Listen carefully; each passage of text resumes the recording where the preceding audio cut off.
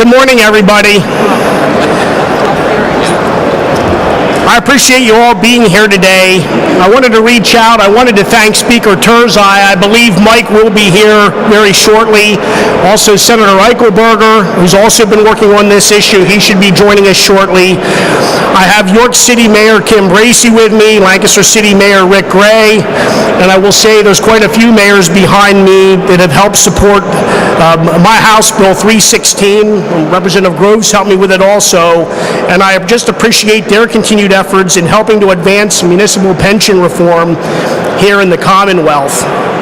I would also like to thank the members of the House State Government Committee who today, with the leadership of Darrell Metcalf, voted to send House Bill 316 to the full House for consideration.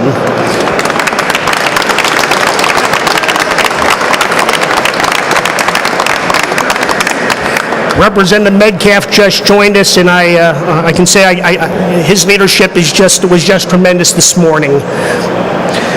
I think what we saw this morning, though, is you saw a group of representatives show leadership in the fact that they recognize the dire need to address Pennsylvania's growing municipal pension liability, which currently stands at just around $8 billion. While today's committee vote represents an important step toward addressing our statewide municipal pension crisis, our work is certainly not done. The municipal leaders that you see standing here with me today have traveled across the Commonwealth to advocate for the tools. Let me make it clear, tools. They're looking for a hand up, not a hand out, so that they can control their municipalities' pension costs.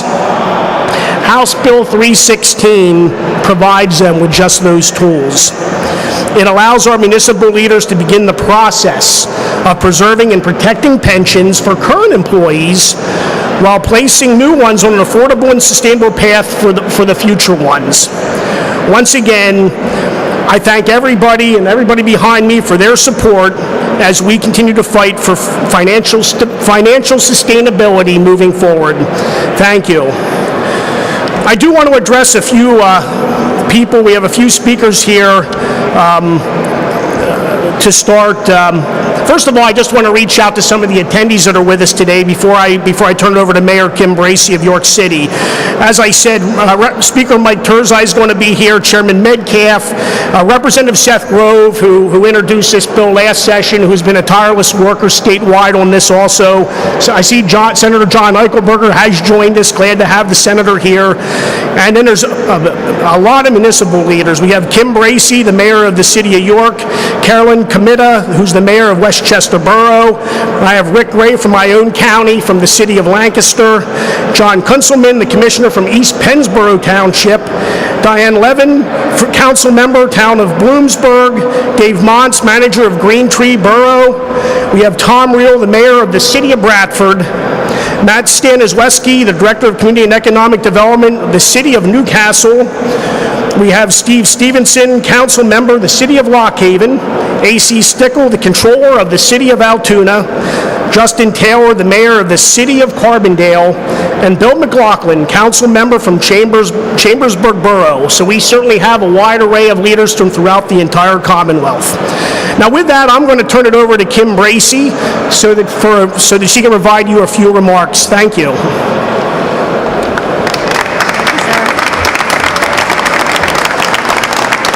Thank you, sir. Good morning, everyone.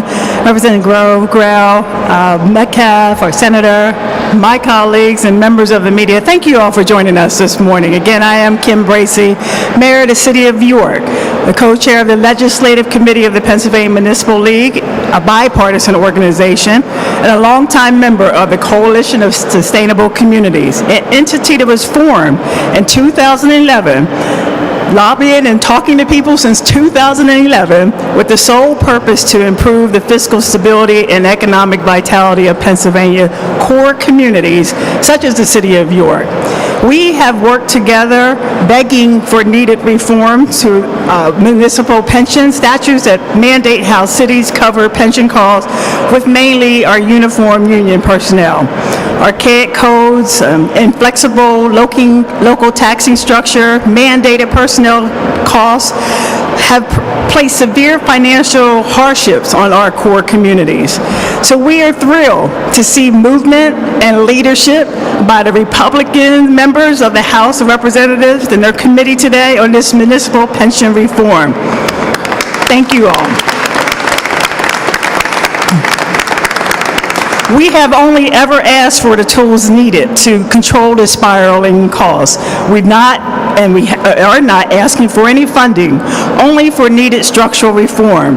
House Bill 316 will start to address the problem with just new hires and by giving communities a fairer chance of balancing our annual budgets.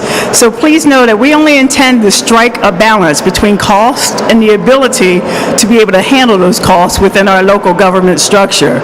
We believe together we can turn the tide by not only making municipal pension fair and fiscally sustainable for all of our communities, but also in protecting them for the public safety personnel that we know we need and respect. So again, thank you all for your leadership and everyone for being here today. Thank you, Mayor.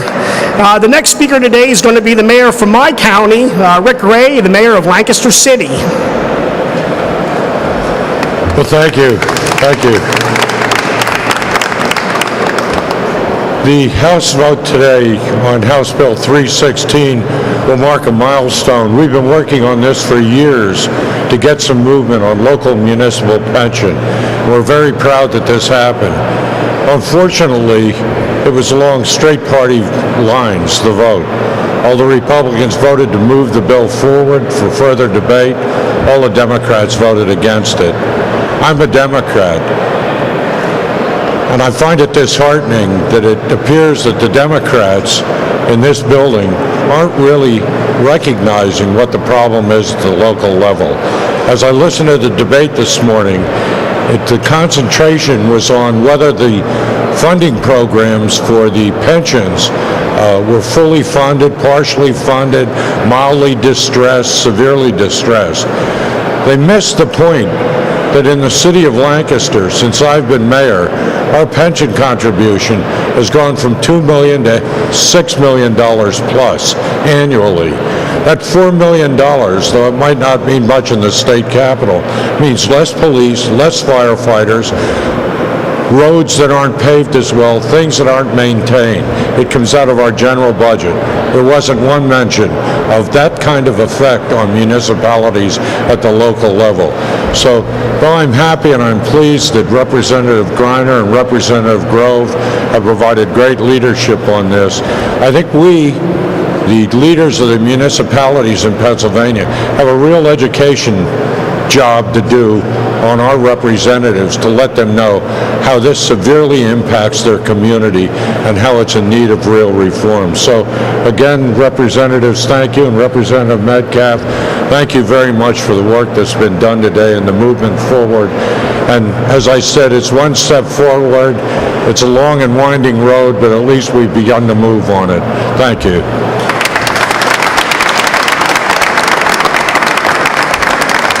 Thank you, Mayor, very much.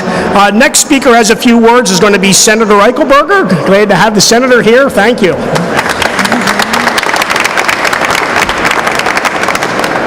Good morning. I deeply appreciate a lot of the work that these folks behind me have done. The Coalition for Sustainable Communities is a group of business and local government leaders that have formed a coalition to try to advance a very important agenda because they see the erosion and deterioration of our third-class cities particularly, but some other local governments, and the pressures that are upon them that they need help with. And they need us to make decisions in Harrisburg that will allow them to prosper and grow. They're trapped into a very bad situation. Most of these folks, interestingly, that I've been working with are Democrats, as Mayor Gray said. And they are putting a lot of pressure on the Democrats in this building, including the governor, to try to help with these problems. The only help they've received so far, and I'm kind of embarrassed to say it because I like to work with everybody in this building, are mostly from Republicans, actually exclusively from Republicans. And we need Democrat members to step up and tell the public sector unions, in this case, the bill that I'm presenting, the police and the firefighters for the local governments, that They need to be more realistic and work with the local governments so that we have public safety officers in place around the Commonwealth to protect the citizenry. We are losing police and firefighters all across this state. And we're losing them because we can't afford to maintain the numbers that we've had in place for years. Police departments are closing, they're downsizing, they're regionalizing, they're doing all sorts of things. Firefighters are being laid off. This is because of cost, and we have to have the ability for the local governments to address that in different ways. As has been said, we have to have tools in place. Retirement is part of that. Pension programs, the old pension programs are unsustainable. Everybody in the private sector, virtually everybody, has moved away from that. It's time that we do that in government, and we have good plans for people, and in many cases better plans than what people have today.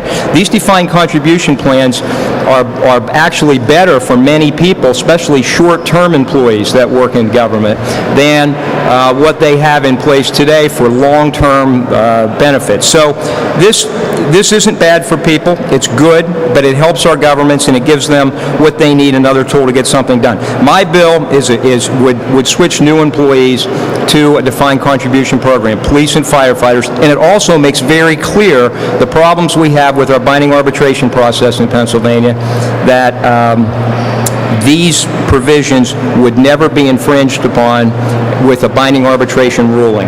That this is the law and it can't be tampered with because we have too many problems with the binding arbitration process that they interfere in ways that were never intended. So I would ask for support on this, and again, I appreciate deeply the people that are on the ground doing the work back home, but are here fighting the battles at the Capitol. Thank you.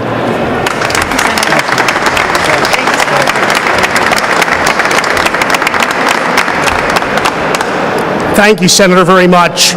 Next, my chairman on the State Government Committee, Representative Darrell Metcalf, would like to say a few words. Certainly an honor to have him here and giving us an overview of maybe what happened today. Thank you, Darrell.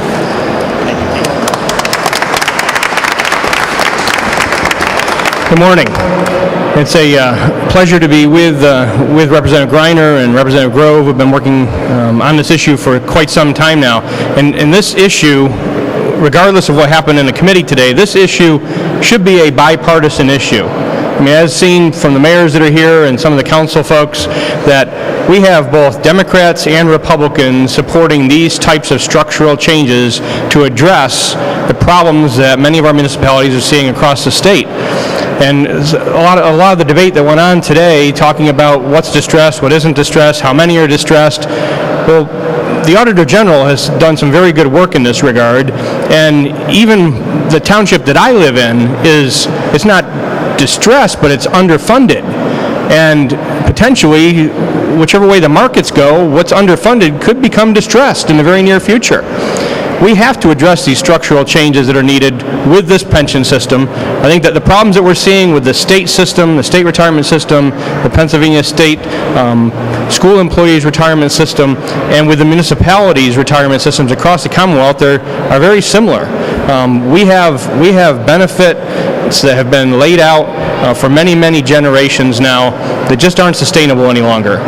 And what's being offered are good plans, the Greiner legislation, the Eichelberger legislation he's talking about. We have to bring government in line with what's being offered in the private sector. I think that these types of legislation does just that, and it also helps the local taxpayer to be able to afford to continue to pay for the services that they still need. Because as was mentioned by the mayors, we're losing service as a result of these uncontrolled costs that are spiraling out of control and have potential really to take a lot of our cities under and put an even greater burden on the Pennsylvania state taxpayer, as some of those would potentially need to be bailed out in the future if we don't correct this. So today's bipartisan effort amongst the mayors and amongst the Republican legislators in the State Government Committee, we just need the message to get to my colleagues here in the House and across the chamber in the Senate. This isn't a partisan issue. You can be with us on this. You should be with us. Your colleagues that are serving as mayors and council folks are with us. Let's join together and fix this for the benefit of all of Pennsylvania.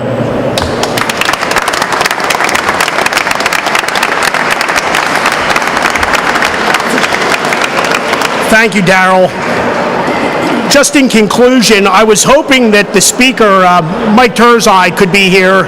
I know that there's something else going on too called the budget and budget negotiations, and unfortunately, I don't think Mike's here. I will say that Mike's demonstrated great leadership on this. Also, he's actually a co-sponsor on HB 316, so I wanted to thank him for that. And with that, that concludes this press conference. Thank you.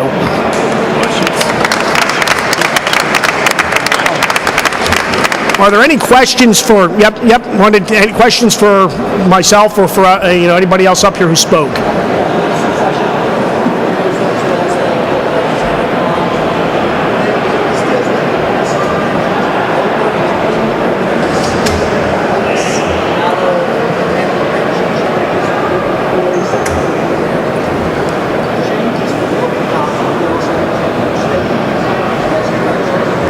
I'll let Chairman Metcalf address that because he's also working on the state pension issue.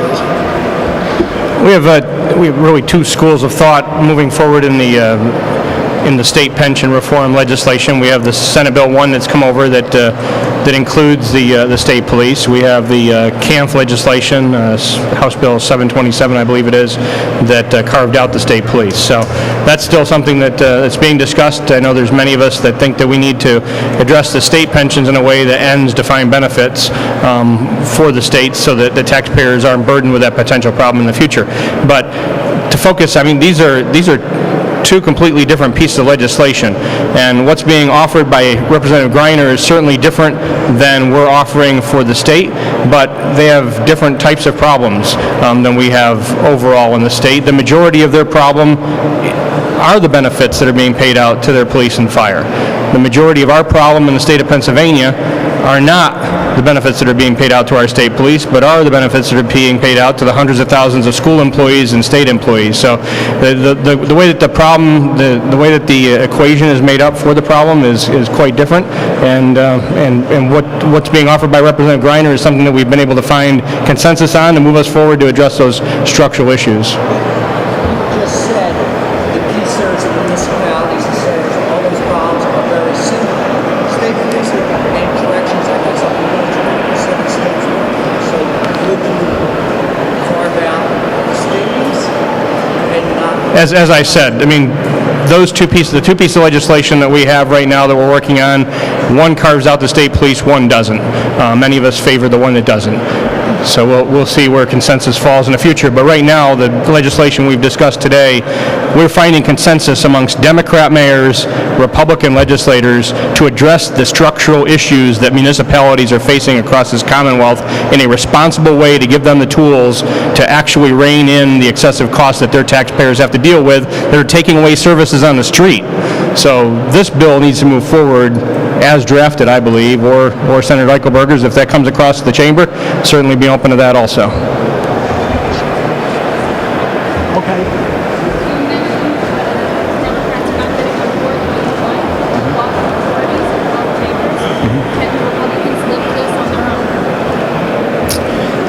I would think so. I mean, I think she asked about trying to get the Democrats on board and what happens if we don't.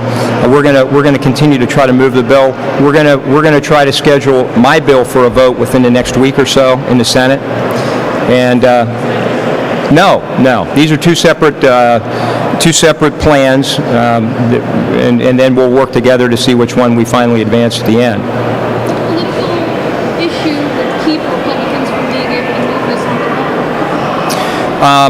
The unions, the public sector unions. In my case, it would be the FOP and the firefighters. If they had any inroads into members, that would they would ask for them to vote against it.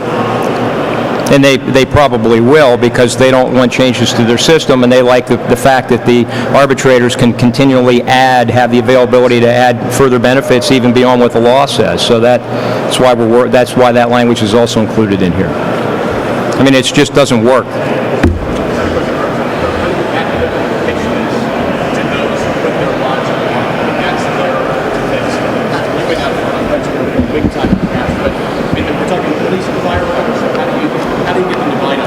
I think there's a reality from what they've seen in the line of duty. There's less police and firefighter today than where they were. They're having to put their lives on the line with less backup. That's a reality. It's a numbers game and it's a fiscal matter. I'm sure we would have a thicker red and blue line in our local governments, but it's tough to afford that with the pension costs that continue to drive. Even for those communities that are not in distressed pensions, you have a continuing ballooning of costs in those pension where city governments are looking at them saying, I can't hire another firefighter, I can't hire another police department. I think York City is a great example. They've been trying to use the current structure to deal with their pension concerns. And when I started on this, I said, a year and a half ago, York City will have a commuter tax, they'll have less police, they'll have less fires, and they will take concessions on their retirement, so they will have less benefits. That's a reality today. And there's nothing Kim Bracey can do about that. It's a reality of her budget and the direction we're going in. And I don't want to see, and I don't think any of us want to see a Detroit come to Pennsylvania. And that's reality. We have at least one municipality that's on the cusp of giving people who gave their lives for their community, 10 cents on the dollar of their retirement. And that includes current retirees. We're trying to prevent that. It's a reality of a fiscal message we're trying to relay here that says we want to protect your pension. The reality is if things continue down the path that they're going right now, we can't guarantee those pensions for current retirees and current employees.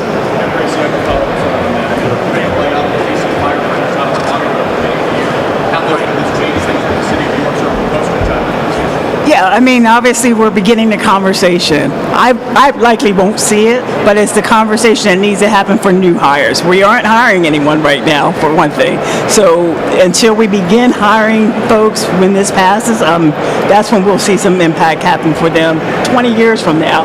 But they'll still get a benefit. There's still a plan. There's still, and they can invest themselves as well, too. So to your earlier question, folks aren't going to be being hired from the city of York and not receive some sort of benefit at the end of the day. So there will be a plan. If I could in response to that too, if we have 2 open firefighter positions, 150 people sign up to take the test, they're in demand.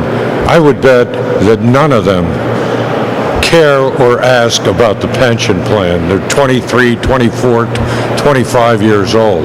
That number one. Number two, the current people's pension plan, the people that are working right now, is guaranteed.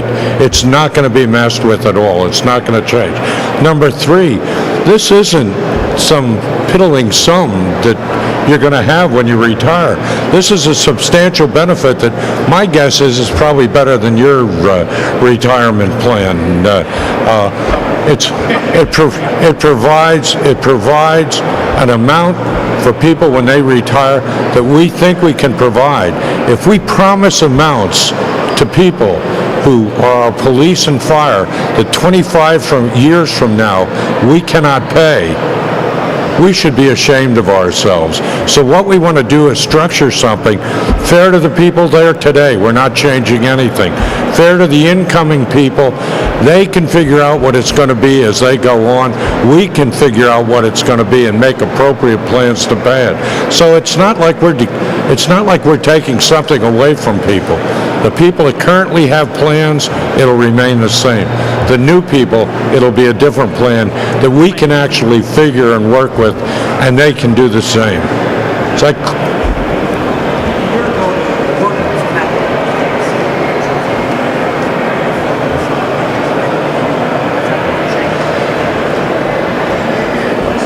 the question was, and Representative Chairman Metcalf might have more insight, is municipal pensions, there was talk that maybe state pensions need to be moved before municipal pensions, and since actually both pension bills are out of your committee, maybe you have some insight into that, Mr. Chairman, on that. I think whether it's the state system, the school system, or the problems the municipalities are having, taxpayers are faced with issues across the state. Today we were able to take action on the municipal bill. The work's not done. We moved it out of committee. Senator Eichelberger is working on similar legislation, not same, but similar in the Senate. So it's an issue that the debate is ramping up on. I think we're further along on the state employee system and the school employee retirement system. I think we're further along on that legislation becoming a reality this year. There's still work to be done in the municipal pension reform. I hope that that proceeds quickly, but we've made a major step today moving it out of committee, but the work's not complete. So we've moved one bill out of my committee on the state retirement systems, school retirement system. We have another bill that we just had hearings on last week, Senate Bill 1, that we were just having discussions in caucus on yesterday, and we're going to continue to work on that throughout this week and next week, and hopefully find some resolution as the budget proceeds and before we wrap up the budget here, hopefully by the end of the month.